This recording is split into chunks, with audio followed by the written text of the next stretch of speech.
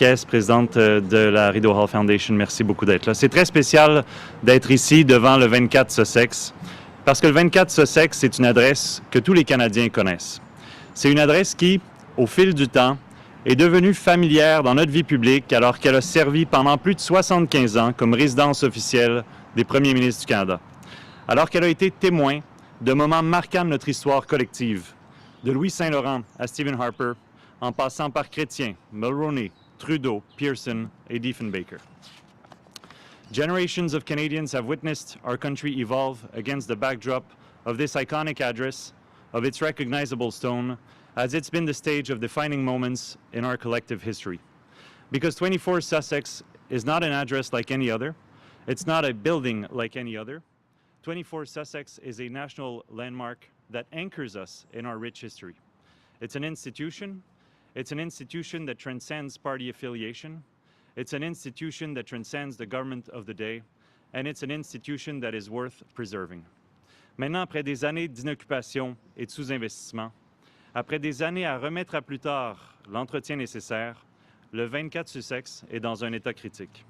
Et ne pas agir, c'est un choix en soi. Et en mon sens, c'est un choix qu'on ne peut pas se permettre. Au contraire, on se doit, face à l'histoire et face aux générations qui vont nous suivre, de préserver et de protéger ces lieux qui nous définissent comme pays, ces lieux qui font partie de notre patrimoine, qui font partie de notre passé et qui désormais vont à nouveau faire partie de notre avenir. Je suis donc très fier aujourd'hui que notre gouvernement fasse le choix de l'action. C'est le choix qui, en mon sens, s'impose. Et à ce chapitre-là, je remercie le Premier ministre pour sa volonté, pour son leadership. And speaking of which, it's my distinct pleasure to now introduce the Prime Minister of Canada, the Right Honourable Mark Carney. Merci beaucoup. Merci.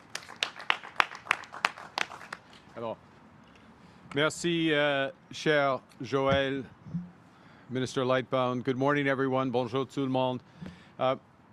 Just last month, I had the privilege of announcing His Majesty's approval of Canada's new Governor-General, Her Excellency, the Right Honourable Louise Arbour. And I ended those remarks with the same point that I'm going to begin my remarks today with. I quote, "At a time when much of the world is buffeted by crises, Canada's history, our institutions, and our traditions matter more than ever. And while these foundations are expressed in language, practiced in custom and convention, and enshrined in law, they can also take physical form. It can be made of timber and stone, stand as landmarks, as testaments in which we recognize ourselves. Dans un monde bouleversant, ces lieux nous donnent des repères.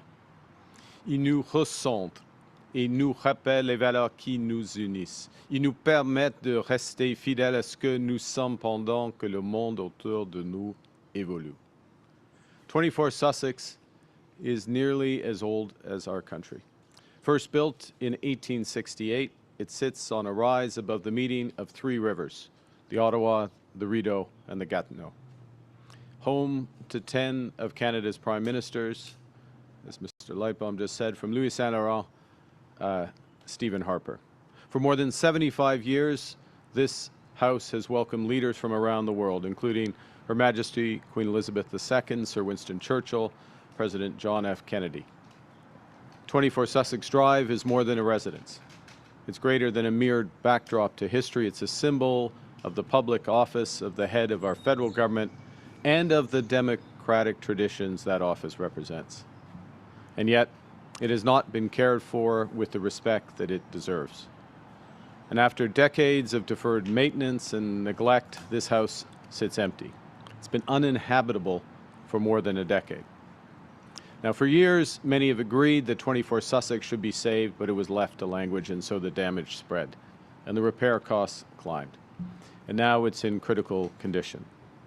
So today, our government is acting to renew this building, restore this institution, preserve our history, protect our heritage and traditions for generations to come, because that continuity matters. A nation is more than the people who live in it today. It includes everyone who came before us and everyone who will come after. Our institutions are how we carry forward what we were given and how we pass that on, at least intact, ideally improved, to those who follow.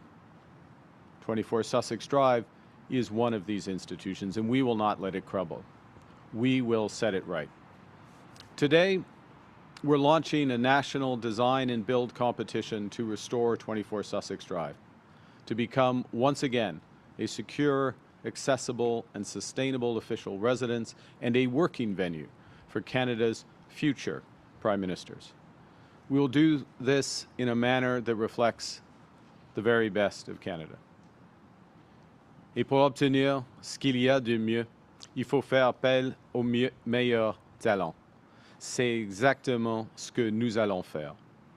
Le concours de conception-construction qui vise à rénover le 24 Sussex sera ouvert aux entreprises canadiennes pour que le savoir-faire, le talent et l'excellence du Canada soient au cœur même de ce projet. L'Institut royal d'architecture du Canada aidera à définir les paramètres du concours et réunira une jury indépendant composé de Canadiennes et de Canadiens d'exception, des chefs de file en architecture, en conservation du patrimoine et en conception. Il sera présidé par Moshe Safdie, l'un des architectes les plus respectés au monde. Un grand merci à vous, monsieur. Celui qui a signé le Musée des Beaux-Arts du Canada, bienvenue, monsieur Genet. Le Library Square à Vancouver, le Habitat 67, cette audacieuse prouesse architecturale réalisée à l'occasion de l'Expo 67 et plusieurs d'autres à travers le monde. We are calling for proposals that are ambitious, achievable, and cost-effective. The competition will be open to eligible Canadian firms, putting Canadian design excellence at the center of the project. As I said, the Royal Architectural Institute of Canada, drawing on its expertise supporting major architectural competitions, will provide advice on the competition framework, establish an independent jury of distinguished Canadian experts in architecture, heritage conservation, and design. Chaired by Moshe Safdie, one of the world's most celebrated and accomplished architects, the jury will provide the key input to make the proposals and make their recommendation. To assess the proposals and to make their recommendation to Cabinet. The winning team will be responsible both for the design and the reconstruction of 24 Sussex, so they will need a credible, disciplined plan to see it through. A plan to bring the building to life on time, and to a standard worthy of the country that it serves. So we're turning to the country's most innovative architects, designers, and builders for solutions to find the most ambitious, exciting, and affordable solutions. The winning proposal will be announced by Canada Day next year. Afin de réduire encore plus le coût pour le gouvernement, la Fondation Rideau Hall mènera une campagne nationale de financement avec pour objectif de recueillir la totalité ou la majeure partie des fonds nécessaires à la réalisation de ce projet. Cette initiative offrira aux Canadiennes et aux Canadiens et aux organisations philanthropiques de partout au pays l'occasion de contribuer directement au renouveau de lieux emblématiques qui appartiennent à chacun d'entre nous. I would like to express my personal and deep gratitude to Prime Ministers Stephen Harper and Jean Chrétien for advocating for the renovation of 24 Sussex as the residence of the Prime Minister. I would also like to thank Prime Ministers Joe Clark, Kim Campbell, Paul Martin, and Justin Trudeau, who, together with Mila Mulrooney, have expressed their support for this renovation. As with everything our government undertakes, it's not just about what we build, it's about how we build and why we build. 24 Sussex will be built by Canadians for Canadians. Nos institutions ne restent pas fortes et vivantes par elles-mêmes. Chaque génération doit faire le choix et les renouveler, de réparer ce qui a été négligé et de renforcer les fondations sur lesquelles les générations à venir vont s'appuyer. C'est le choix que nous faisons aujourd'hui. Et nous allons le faire à la canadienne, en misant sur le talent, le savoir-faire et l'excellence du Canada. Now, while 24 Sussex is a symbol of the office it serves, it must also be a home. And the women and men who will lead our country in the future will need a residence for their families. I may not look like it, but my kids are already grown. And I will never, in any event, live in 24 Sussex Drive. But future prime ministers will undoubtedly need to raise their children here as they lead our country.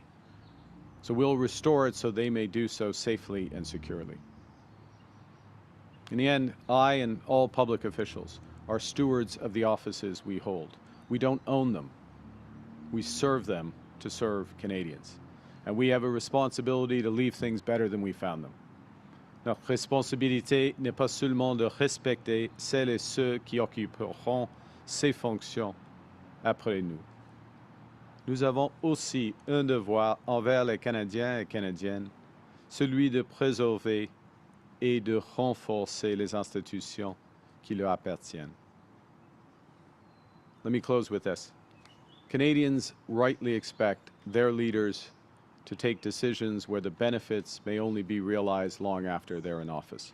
And this is the type of decision we're taking today, because good stewardship demands it, and because Canadians rightly expect it, and because the future of our institutions, all our institutions, depends on us leaving them better than we found them. We have to apply that principle comprehensively, not selectively. Thank you very much, and I look forward to your questions. Nous allons commencer la conférence de presse. We will now begin with questions. We'll do one question. Excellent. Bonjour, madame. Yasmine Médier, Radio-Canada. Est-ce que vous avez choisi ce modèle de financement parce que l'État canadien n'avait pas les moyens de pleinement financer la rénovation du 24 Sussex? Et comment est-ce que vous allez garantir que ce processus va être à l'abri d'influences indues et que des particuliers ou des organismes ne vont pas faire des dons pour obtenir quelque chose en retour? OK. Merci pour vos questions. Tout d'abord, le Canada, le bilan du Canada est fort. OK? C'est d'être absolument clair. Nous sommes un pays de AAA, le crédit le plus solide du monde.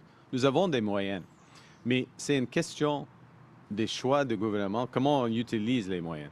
On utilise les moyens pour l'infrastructure de communauté, pour le logement abordable, afin de bâtir un pays plus fort, plus résilient, plus indépendant, tout cela. De donner un coup de pouce pour les Canadiens et un pont vers le meilleur avenir. Alors, il y a l'occasion, grâce à Fondation Rideau, grâce aux efforts des anciens premiers ministres, grâce à des initiatives de plusieurs Canadiens, il y a l'occasion de réduire les coûts, peut-être la majeure ou peut-être en totalité le coût de la rénovation.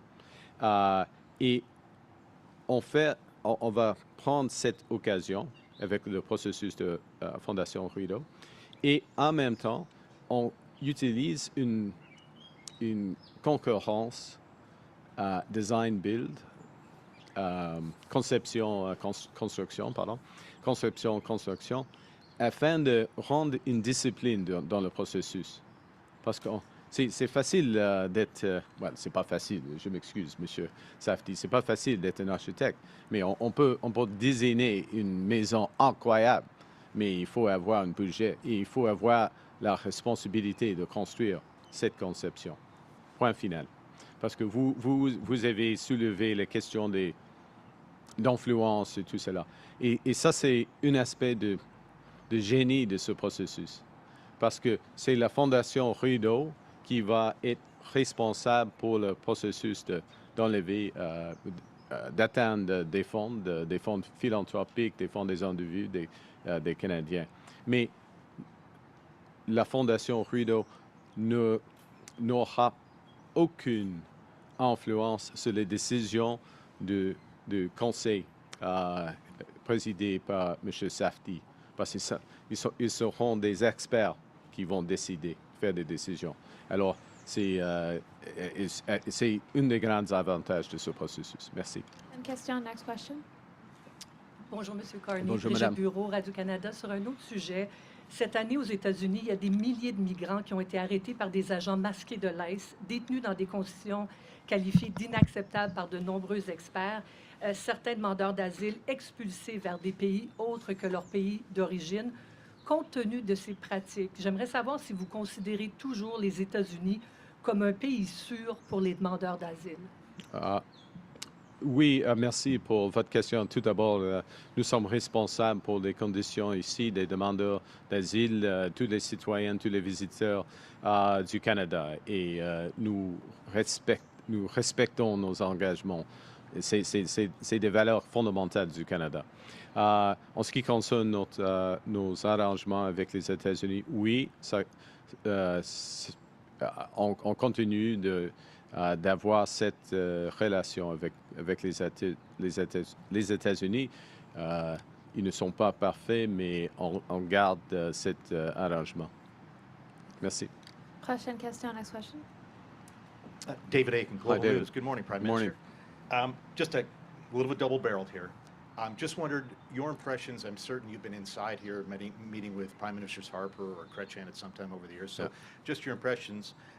But also, the design team's going to have to work with, I assume, a budget envelope. So I wonder if you could talk about what do you expect the bill to be, or you'll ask the design team to work in, and what does it say that a G7 country like Canada, in developing its own patrimony, is too cheap to pay the full bill, that you got to pass the cap to pay for renovations of a place like this. So what's it going to cost, and why are we going to pay for the thing? Well, a couple things. So that was a triple barrel, if I could count. The first one, I've only been inside once when it was functioning with Prime Minister Martin, and I was met Prime Minister Harper in his office, one of his offices. So I've been inside before. I've been inside once in its current state of disrepair, which is, I mean, it is literally stripped down to the studs and barely held together. I'd like to thank the NCC for at least preserving those options. Thank you, Mr. Nussbaum, for that. So that answers the first part of your question. What does it say? Look, one of the things that has struck me over the course of the last 15 months or so has been the amount of interest in supporting the renovation, a sense of ownership and responsibility of a number of Canadians that this is their house. It's occupied temporarily by whoever is Prime Minister, but it's their house. It's a symbol of the nation, and they want to contribute. And this is a common theme across the country in recent years. Certainly, the time I've been Prime Minister, is Canadians want to participate in various ways. It can be choosing a wine from, Okanagan over one from California. It's vacationing in Prince Edward Island or the Gaspé instead of going to Florida. All these little decisions are there. It's the interest in participating in, which is why we're setting up the Canada Strong Fund, ability for Canadians to participate directly in the building of the country, in these big nation-building projects. So we're creating that opportunity. It's an opportunity, and coming behind this. And look, as I said to the first question, we have the means to do it. This is a way to have the participation. Yes, it helps defray costs. I want to emphasize that the process also itself provides a discipline to it. I've now forgotten your third element. What's the budget? Well, that's part of the. Look, I've seen, as the Cabinet has, Mr. Lightbaum oversaw the process, we have seen various costings for various options for the official residence of the Prime Minister. They include security costs. Security costs are responsibility of the government. I mean, in this model, we will absorb those security costs. We've interrogated those security costs to make sure that they're right, and made some progress there. So I don't want to be too forward on what the budget is for this, because in many respects, that's part of the competition. Just as one, I mean, that's why we have experts overseeing the competition. I don't want to be saying, well, I think you should put the dining room on the second floor, or you should do. No, not the budget, not that. but the specifications, and I'll go to your question. The specifications of the competition will be set out by the Royal Architectural Institute of Canada. The jury will set them out. They'll come out in due course. Experts will come, but those specifications will include heritage, effectiveness. It needs to be effective, residence as well as a working location, sustainability, value for money, and of course a heavy Canadian component. Those are my words. They'll come up with better versions of those and those weightings. That will all be in the public domain. And we have absolutely extraordinary architects, construction firms in this country. It's going to be a fantastic competition. We'll see what they come up with. We don't actually know, and that's what's exciting. Question, Madame, question, sorry. next question. Good morning, Prime Minister. Ashley Thank you. Burke, CBC News. You're going to be crowdfunding to restore one of the most famous addresses in the country. What conversations did you have about what could go wrong? I'm thinking possible foreign influence, Yep. perceptions that wealthy donors could be currying favors to the government, and Yep. how specifically do you plan to address that? Will you make the list of donors public? Will you put limits? Yeah, great. Thank you for the question. First, let me go through a few. The list of donors will be public. There will be a limit. The limit will be, well, the Rideau Hall Foundation will make the final. We'll make this public, but the thinking is the limit would be 10% of the overall amount raised or a specific cap. Individuals and philanthropic organizations, no corporate donations. As I said earlier in French, the way the process is designed is we have the Rideau Hall Foundation overseeing the fundraising,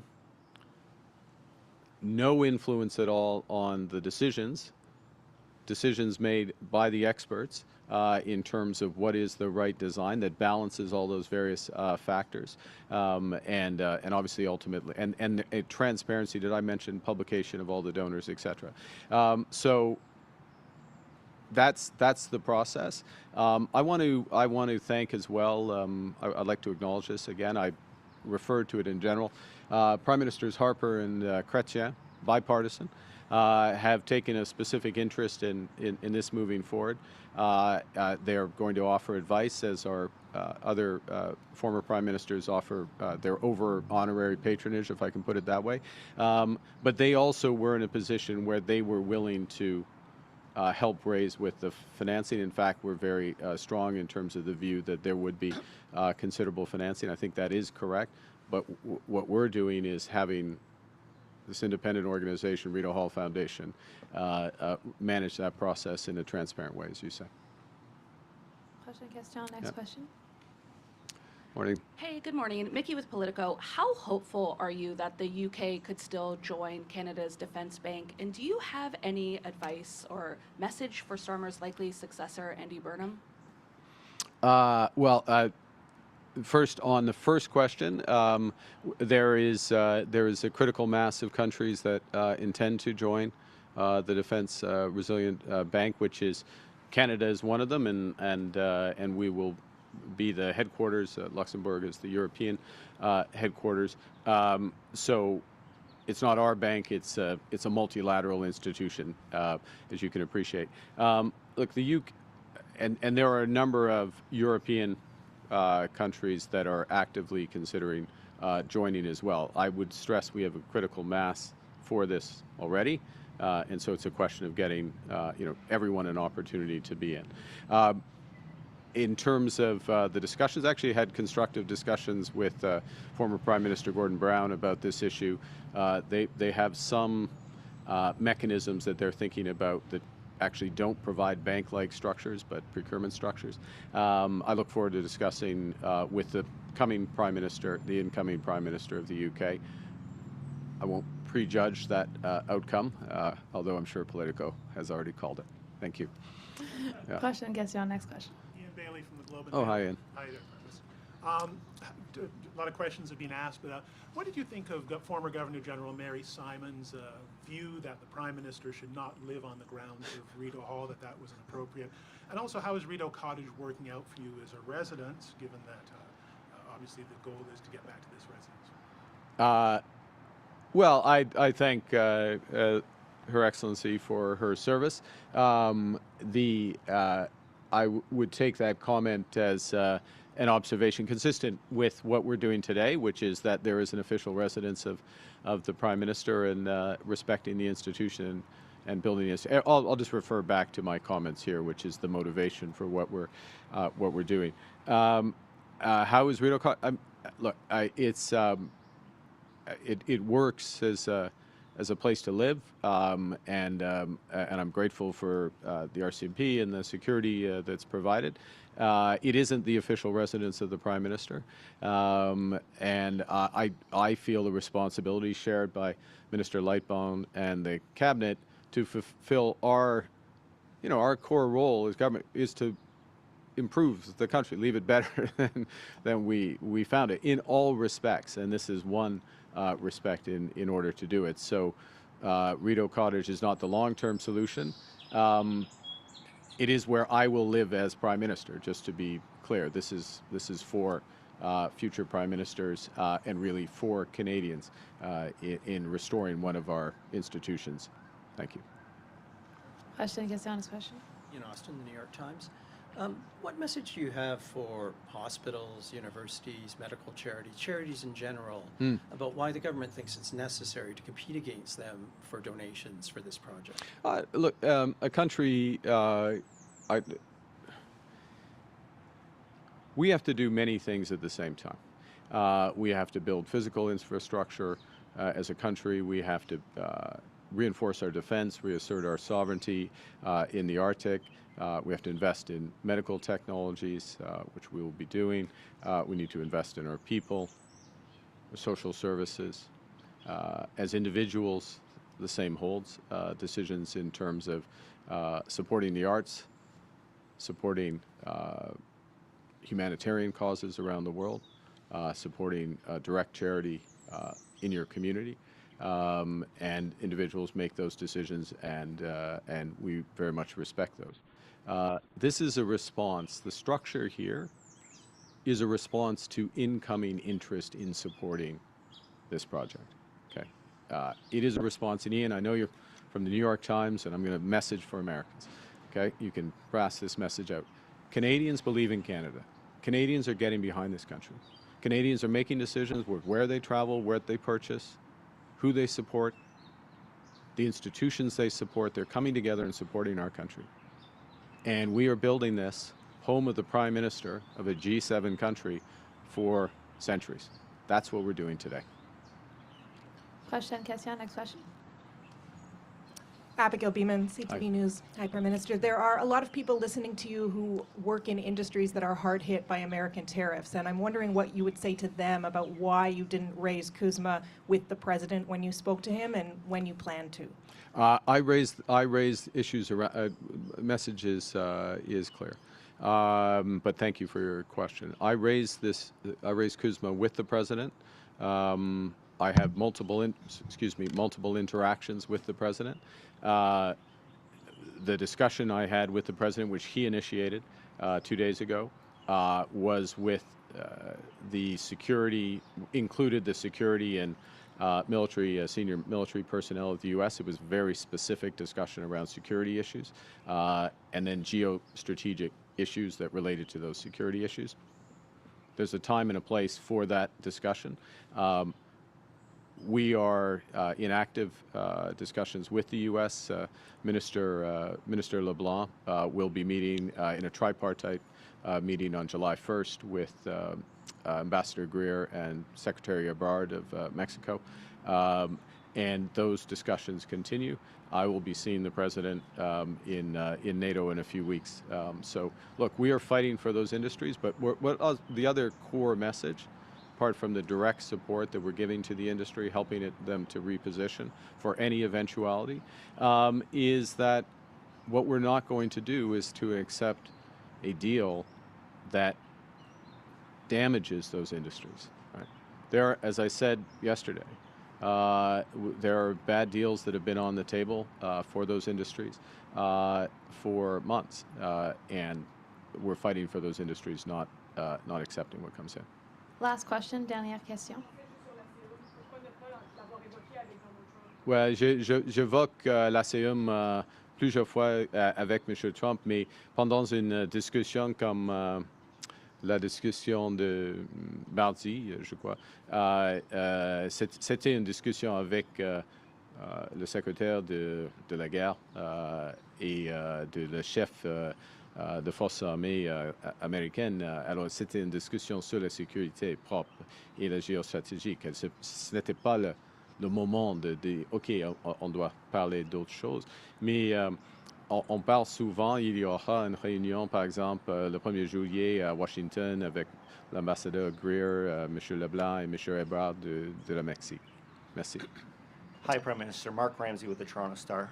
There's a growing list of deliberations and government decisions that you're excluded from because of your various conflict of interest screens.